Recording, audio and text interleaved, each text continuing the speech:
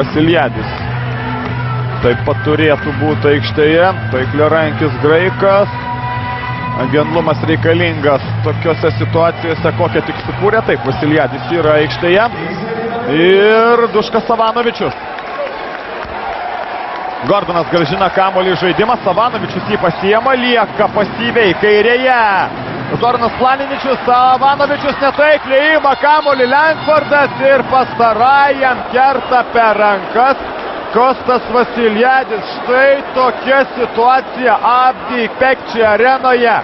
Milano Emporio Armani labai arti trečiosios pergalės top 16 etape. Ar tokį variantą turėjo Vangelis Angelau? Galbūt. Ar suimprovizavo serbas? Čia jau kitas klausimas, bet Zoranas Planiničius šioje atakoje nesudalyvavo. Jeigu Langfordas pataiko pirmąjį metimą, antrojo gali ir nemes. 3 sekundės lieka iki kėlinio pabaigos. Galbūt antrąjį pataikys taip pat. Bent jau stengtis tą padaryti. Pro šalį meta Langfordas ir Planiničius. Per visą aikštelę pataiko Zoranas Planiničius. Ir ar jūs galite patikėti, kas atsitiko čia Abdi Pekči arenoje? Neįtikėtina.